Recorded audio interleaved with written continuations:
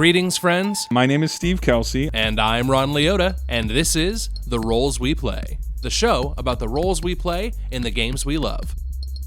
Yeah, let's do this. So, hey, welcome to The Roles We Play. I'm Ron Leota, and with me here is Steve Kelsey, my new co-host. I'm very excited. I was on the pilot episodes. Mm-hmm. Yes. Too, because we were so long-winded. Yeah, the one that ended up being the first episode two-parter because it was like, shit, we're going to talk forever. Just like, it's just like Star Trek, The Next Generation's pilot, which was a terrible choice to do a two-part episode. But that was a good episode. That was good. I might be biased because I'm in it. But I'm super excited to be the new co-host of this. I don't live far. It's super convenient. Also, I like you, so there you go. Yeah, it's a good excuse to finally get to hang out some more. And and if you're viewing me for the first time, which is really weird, thank you for bringing me over onto Dying of Exposure, where you can see the video of us if you like, and you have a fetish for really big guys. You're gonna this is gonna be a good time. This is like your very own Tumblr feed. Man. So I guess I should do the Dying of Exposure introduction. Yeah. This will be. Thank you for joining us on Dying of Exposure. Rephrase. Thank you for joining us on Dying of Exposure's YouTube. This is actually a different project that we're experimenting. It's not an experiment. We're going to do it. We're committed. We're in this. It's like an arranged marriage. We're doing it. My name is Steve, and I'll have you introduce yourself. Hi, I'm Ron Leota. And we get to now guest host. The royal we. I get to guest host now as a permanent co-host on The Roles We Play, which is a fantastic podcast about role-playing in life and stuff. And so, I'm very excited about that. And so now that I've introduced the episode twice, a second time after you introduced it, I suppose, do we start it? Yeah, let's start it off. So on the show today, we wanted to talk about iconic figures in gaming, what makes an iconic figure, and kind of how overused the term has become. Everybody wants their iconic protagonist. Yeah, so. They're iconic. It's another mid-30s, 5 o'clock shadowed white male protagonist. He's an icon. It's voiced by Nolan North. It's an icon. Absolutely. Anything voiced by Nolan North, which means everything. So an iconic figure in gaming. So I had a lot of thoughts about this when you were like, okay, here's the episode concept, and I think that when we talk about iconic figure, let's do a temperature check. Okay. Who would you say is an iconic figure, or some of your gaming icons? Your video game or okay, so that would have to be like Mario. Yeah. You're gonna have your Links. You're gonna have like your Cloud Strifes. Getting into the more PlayStation era. Yeah. I think modern wise, there's a lot of really smaller icons that are coming out. They're coming out. They haven't had the time. You got to have the time. Yeah. You can't just become an icon overnight. Well, I mean, like not everyone's Beyonce. Our early icons, like you just had to be there. Like Pac-Man became an icon not because like the genius art direction or story. He just showed up. That dude was first. He's like, I eat little white circles and am chased by or chase ghosts. Here we go, man. It's about a pill-addicted circle that is running from ghosts. That's the game. Icon. It's a meth analog. That's what it is. So yeah. I mean, we're close enough to the same age. I like to pretend in all of my creative endeavors that I'm somewhere between 35 and 65, but I'm either a rough-looking 35 or a great-looking senior citizen. I'm not gonna lie, I'm 37. Yeah, I'm also 37. Yeah. It's the same. We were both born in 82. So getting into that, we have the same kind of things, but that does lead me to it. So what makes a video game icon? Number one, I think, and the biggest thing, time. You have to have been in games for a long time. And when I say in games, the games don't have to be good. Looking at you, Sonic. The games can be bad for a long time. Metallica hasn't made a good album in 20 plus years, but people still know who they are, and they're a metal icon, and they still play shows. So icon usually means that you have to stay on that grind for, honestly, about a decade. I think a decade is your it could be like 7-8 years, more than 5 years, because 5 years is like one video game at this point. But in the past PlayStation era and N64, that was like 2 games kind of thing. So like 5 years isn't long enough. You have to stay in the zeitgeist of culture for almost somewhere between like 7 and 10 years, or else you can't even apply to be icon status, because you might be forgotten. I mean, you said you're Lynx, and I was like, oh, like the game character Lynx? What a weird icon to be. The guy had like 2 games, and then and then I was like, oh no, Zelda, Link. That makes much more sense than you bringing up a G-rated platformer, like a G-rank platform. So I think 7 to 10 years. Yeah, and I think diversification is super important in it. Like Nintendo does such an amazing job of making iconic characters, not necessarily because they have these robust backstories. I mean, especially early on, like Samus, T-shirt Samus. Like there wasn't a whole lot about Samus. You just knew it was a kick-ass bounty hunter, and surprise at the end, it's a female lead. And then that's it. And that's all it. you get. But immediately became an icon because you saw it on magazine. You saw her on magazines. You saw her in books. You saw her in toys. You saw everybody had torn out posters from Nintendo Power on their wall. I had those torn out posters from Nintendo Power, so she was everywhere. That brings me to, so you mentioned Nintendo's good at creating icons, and they're good at creating opportunities for icons. Like almost all, number one, your early games have to be good if you're going to be a video game icon. You can't have bad early games. And so they were on that hot streak of the Nintendo and the Super Nintendo where they were just developing properties, and the Game Boy, where they were just developing properties, and those properties were just awesome. They were just good, fun to play games. So that helped them. But yeah, like you said, Samus, who is a humanoid bounty hunter. Then you got Mario, who's kind of like a squishy cartoon plumber. Then you got Link, who's Legolas. Then you've got actually that's not fair. He initially was a brunette and did not look like Legolas in the initial game.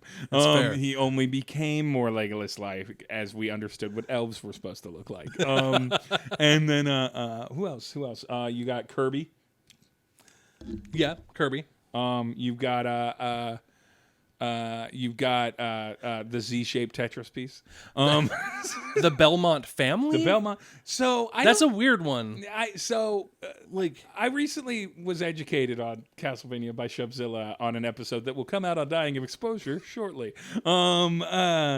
Maybe before this episode comes out, and so it'll be weird.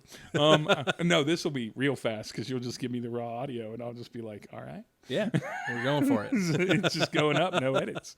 No, but I don't know if Castlevania. I think Castlevania the franchise is iconic. Yes, but there's no. Maybe Alucard, he's close. Alucard is real close in the way that it's Dracula backwards. He's awesome in Symphony of the Night. He's awesome in the Castlevania anime series. Trevor Belmont might get there only because he's the protagonist of an anime series. So now you have a specific Belmont instead of it just being a different one. Diversification. And so I think it could do that. Mega Man is iconic, right? Oh, absolutely. Yeah. Everyone knows the Blue Bomber. That brings up something though. Do you think that the volume or lack thereof of video games, the less options that we had in, say, the 80s and early 90s, made it easier for these games than, say, now, where there's a bahillion games at all times? I think there were a lot more games than we give credit for in the 80s. There was a huge saturation of games in the market, and most of them were crap. I mean, just kind of like it is now. Like, yeah, That's true. it's gone 100-fold to today on how many games are in the market, but there were a lot of crappy games. I just think there were a lot of standouts who waited for Nintendo's first party quality tested or a tried and true tested studio like Capcom putting out something and be like, that's probably going to be good because the time and money was put into it, versus like, you know, the Bible game your grandma got you. Number one, the Bible game is super iconic because it uses characters from the Bible. Number two, that's a great way to do it. Number two, you're right. The Bible game is a garbage game, and it's terrible. Right. It's a terrible series. So it's like you have to like kind of hit all those points, but you're right in that those games that got that early head start.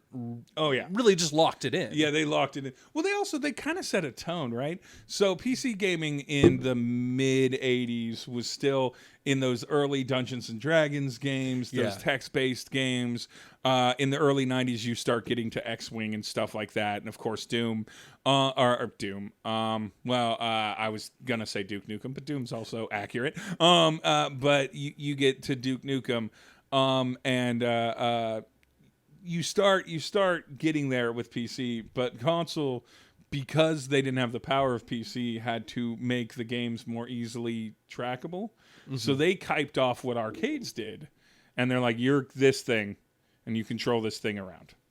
And that's what you do. If it's Space Invaders, you're a spaceship. If it's like off-road, you're a fucking car, you know, kind of thing. If it's Pac-Man, you're a meth addict circle. You're this thing. And I think by doing that, they gave themselves the opportunity. Whereas, you know, 90s D&D games, you're making up characters. X-Wing, you don't see yourself as a character. You're in all these first-person games.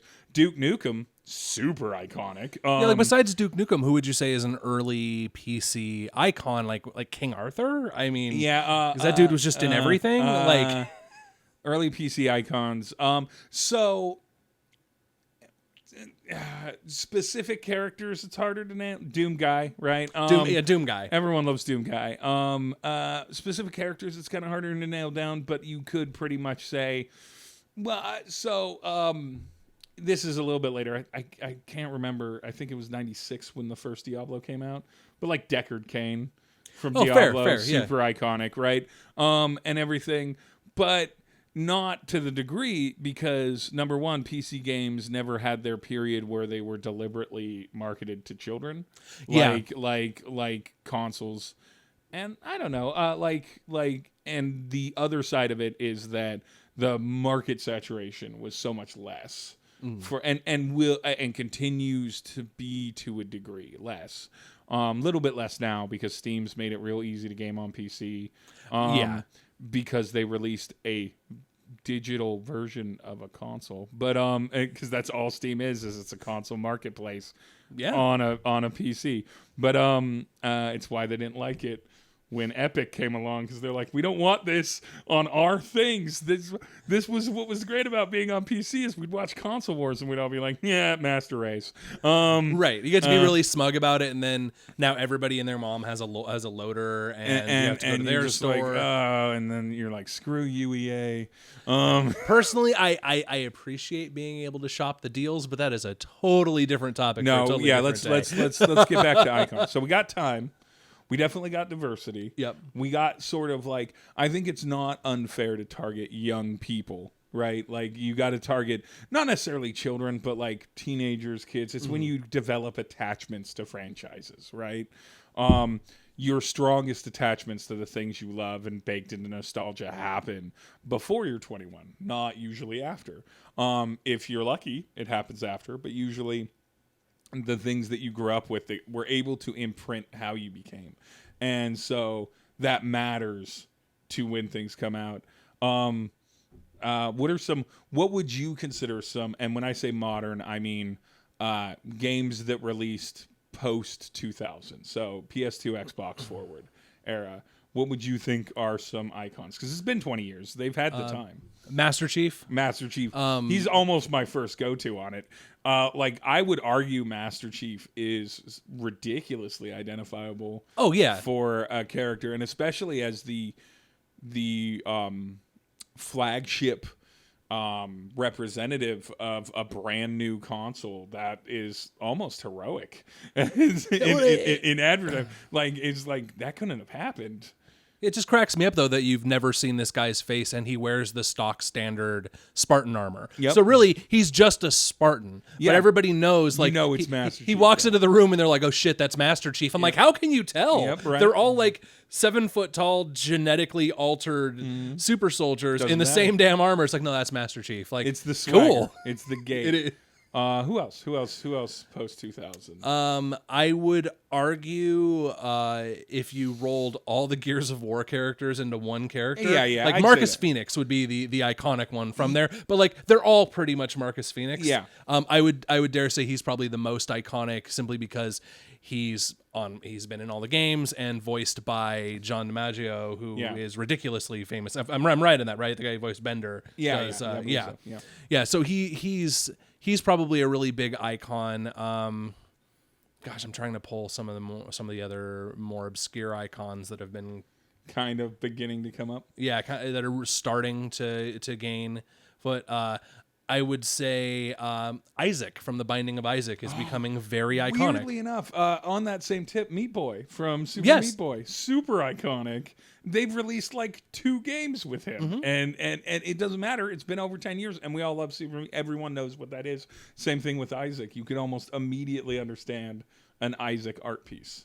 Right, and that's coming from a game where you're like, how the hell do you market a game where you fight like your nightmares with your tears from your abusive, like running from your abusive mother? Like that is a nightmare of a game, but still manage to have this sadly adorable little icon that, yeah, like you said, you see a piece of art or fan art of something of Isaac, and you just know immediately that's from Isaac. It's from Binding of Isaac. Minecraft. And like pretty much everything from Minecraft, but specifically the ghoul guys. I can't remember what they're called. The green. Oh, the one that's a hiss and explode. Yeah, I was never a big creepers. Yeah, specifically creepers. Minecraft creepers are definitely iconic. You immediately know what game they're from. They've had Lego sets.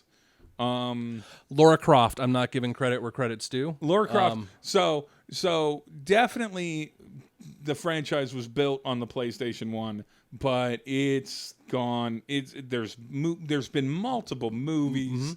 There's been 2 different live action versions of Lara Croft at this point. They've rebooted her in the games to go back to origin and sort of continue with that.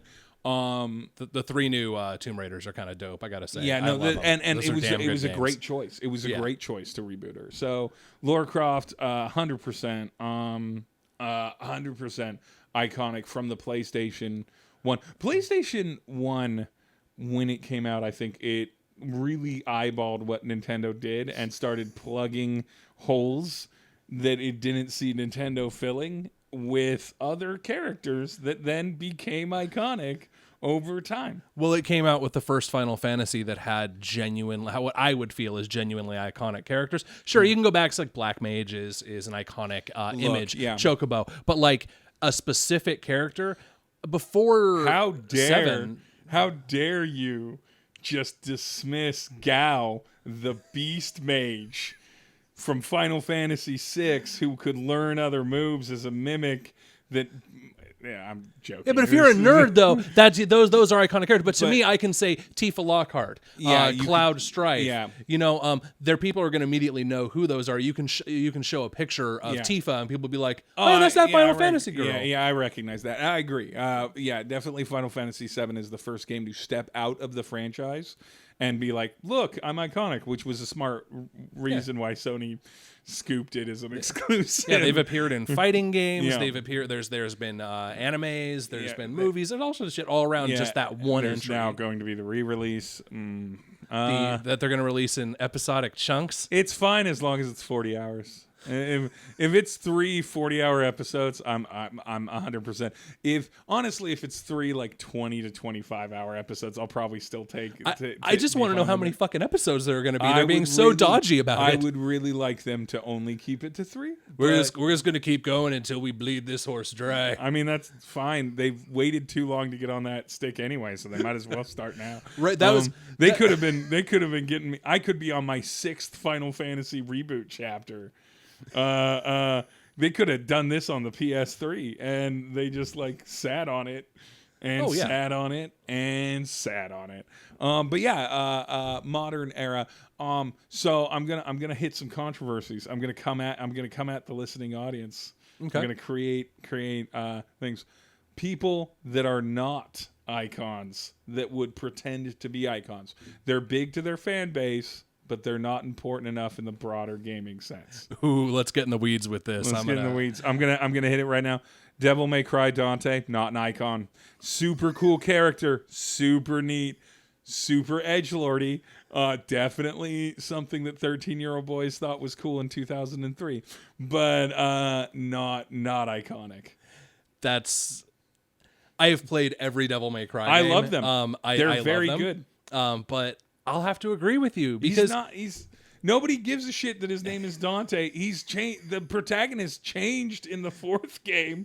Nobody gave a shit. I mean, we were mad because it was bad. But and before you try to come at me with the bullshit of he's been in a Marvel vs. Capcom game that makes him an icon, horseshit. They've had characters in there no one has heard of outside of those fighting games. Yep. So calm down.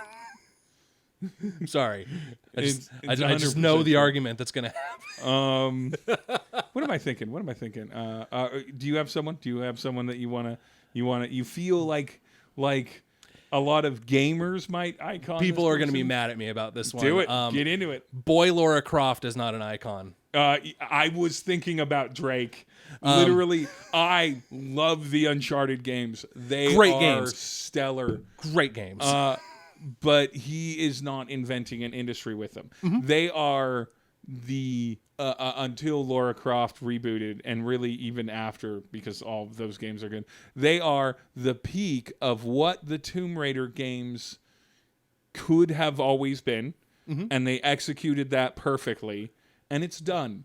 And there will one day probably be an Uncharted movie starring Tom Holland as a prequel to the entire video game series, and that'll be fun. But it will not be. It will not be Tomb Raider. It won't be Tomb Raider. And as good as and they're so good that the new Tomb Raider games took a lot of mechanics from those games, and they should have. Yeah. They should have. They did that better than us. We let's just do what they're doing. We what else is iconic? Who do I want to take down? Who am I? I know who I'm gonna go. We're just gonna chop at PlayStation for a while. All right, guys. They put him in fighting games. They put Little Big Planet world set in his world. A lot of people love this franchise. Kratos is never going to be in the bigs on the Icon League. God of War is a great series of games, and he is very identifiable. But admit it, the second game was a little tired. The third game, prettier, fun to play, still tired. So much so that they moved him to a different mythology in the 4th game, which was a great game. Dad of Boy was awesome. Dad of Boy was an amazing game. But at the end of the day, if I show someone a picture of Kratos that doesn't play video games at all, I don't believe that they're going to understand that he is from a series called God of War. You could show people a picture of Samus and they're like, that's some sort of Nintendo character. I've seen it associated with video games. With Kratos, if he gets a movie or maybe a series, they're optioning a movie. I was about to say, I will agree with you until they option a movie. If they get to a movie or a series, that's what pushes them over. And the reason I say this is I'm going to counter him with someone who just within the last few months clutched himself to icon status out not out of nowhere, but like with an impressive stroke and a well put together series. the finest of Witchers, Jerry, Yes. Geralt, is now an icon. I would not have suspected that after one unplayable game, one pretty playable game, one very playable game, yes. and a slew of novels, and nobody reads, so novels don't count, that we would suddenly, everyone would know who the fuck The Witcher was. But now, thank you, Netflix, he's iconic.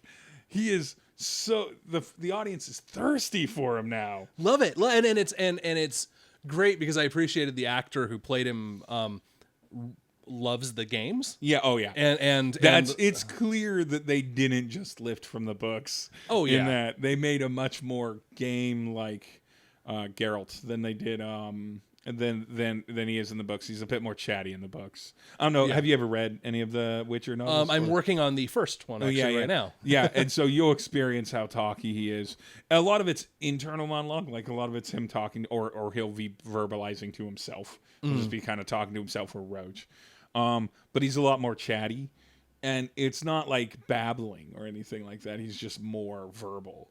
And in the games, and of course in Witcher the series, it's grunts and fucks, and that's it. That's what you get.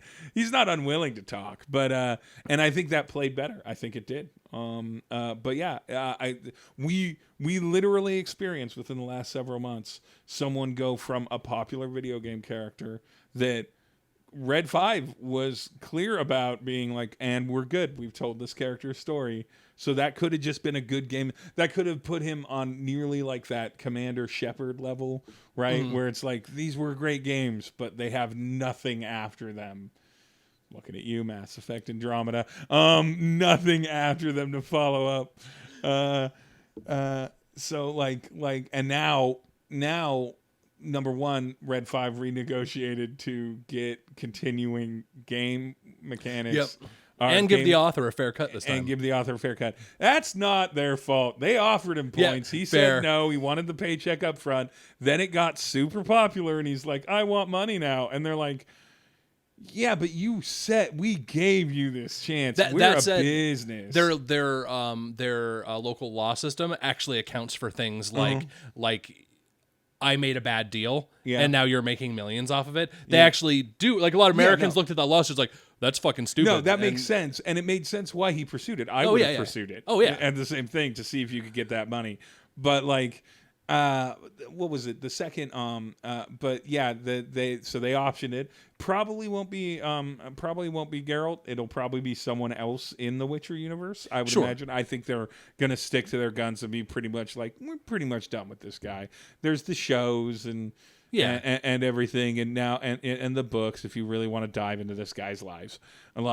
But it means that after Cyberpunk 2077, will probably their next project will probably be a Witcher game, because I don't see that Netflix series going anywhere anytime soon. That's going to be one of their 5-season series. Death. I saw the previews for it initially. It was like, this isn't going to work. Like, I'm going to love this, but who the hell's going to watch this? And like my mom and dad, they only have Netflix because I set it up on their smart TV, were like, oh, that Witcher show was really good. And I'm like, what? Like, it was. It was very good.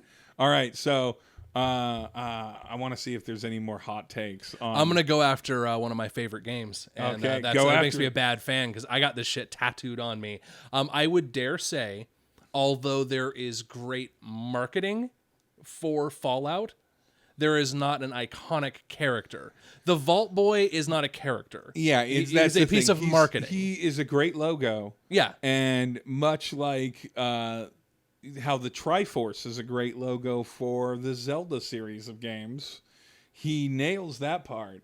But there is, because they jump protagonists, because they have no consistent antagonist, no Fallout can be that. That brings us to another layer of iconhood. Can an unnamed character become an icon? Can a protagonist with no name, no Gordon Freeman's out there, can a protagonist with no name become an icon? The Doom guy is a protagonist with no name. He is, but he's always essentially the same Doom guy. Yeah, and Doom fans will get mad at me. He is technically known as the Doom Slayer. The Doom Slayer. He's but the that's Doom guy. as he's been titled by the demons who are afraid of him. Yeah, he's the Doom guy. Yeah, he's Doom guy. I literally just sent for an art commission to put one of my friends in armor, and I'm like, and I just, it's a little chibi piece, and so I looked up chibi Doom guy armor and got an answer immediately on Google Images to show them an example of kind of the realm. Doom guy.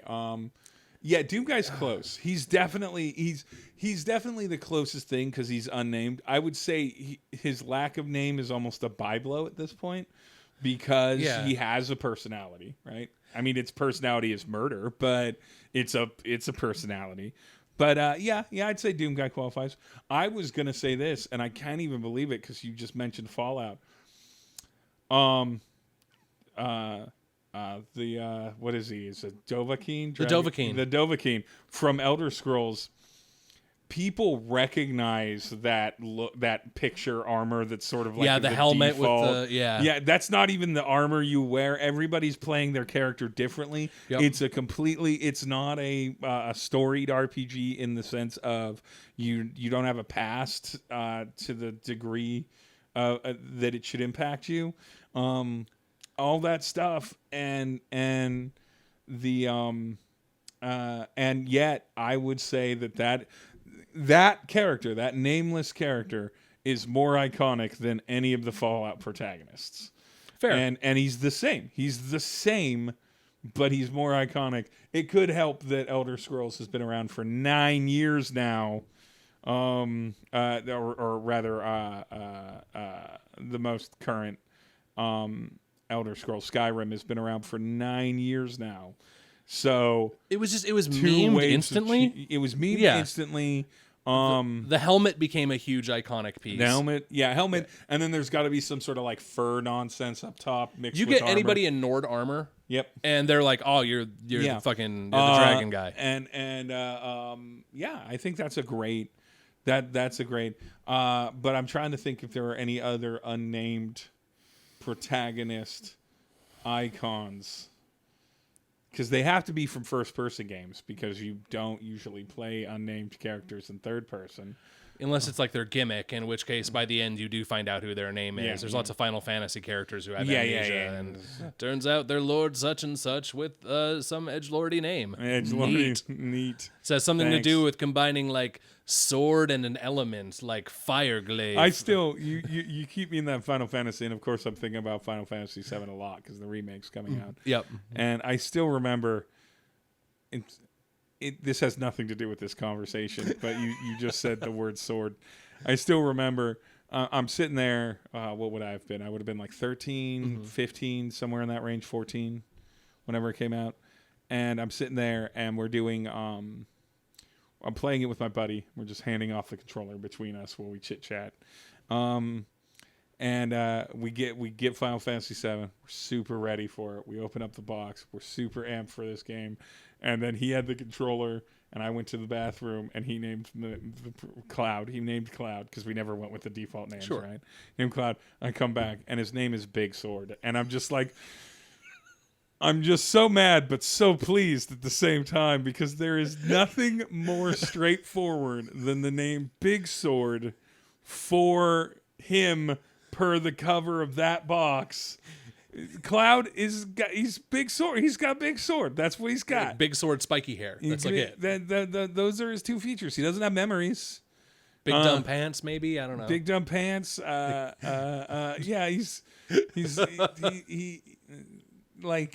so just that reminded me of it. But I think iconically, it's so hard to do it. But if your marketing is on point. Mm-hmm. And your game is just mega popular, which Skyrim is mega popular. You could, and so is Doom for that matter. Thank you, Doom 2016, for fixing the Doom franchise back to what people wanted to do it. I'm so excited for, what is it, Doom Eternal? Yes, Doom Eternal. Doom Eternal is going to be awesome. Yeah, I'm so ready for that. there might be some dying of exposure content related to me watching Triple A Ron play it because he's much better at it than I am. And then me adding color commentary. All right, everybody, we're going to cut it right there. We ran a little bit long because we got really excited about talking about icons. So we're going to put this into a 2-part episode. Yeah, it's not surprising. I mean, I believe we kicked this off with the 2-part episode. Neither intentional. I think we're just both long-winded and loud. So we've got a lot to say. I mean, I've always got a lot to say, but you also, and this is a big topic. We tackle the big topics here. We're not teaching you how to bake a cake. No, this isn't the British baking show where you're going to feel wholesome at the end. No. In the end, you're going to feel like a changed individual, like we reached into your soul, tore it out, remade it, and put it back inside you. I hope you cried during us tearing down icons, if that's part of this episode or the next episode. Yeah, don't worry. If it's not part of this one, it's coming. It's coming. So, we'll see you for part 2 on Dying of Exposure on YouTube, and of course on The Roles We Play at therollsweplay.podbean.com. Excellent. So you can either hear us, you can watch us, you can do both at the same time. Here's a fun game, and I want you to try this for part 2. Take the podcast, start it playing. Then try to sync it up with the time playing on the YouTube. There's no benefit to that. It's not Dark Side of the Moon. You're not going to discover something about yourself in it. I just want to see if someone will do it. Or record yourself, leave a comment. Or do what I do, which is watch the YouTube and go, oh, that's what they look like, and then immediately minimize it and start working on something else. That's also fine. All right, I am Ron. For Steve Kelsey, I'll play myself out.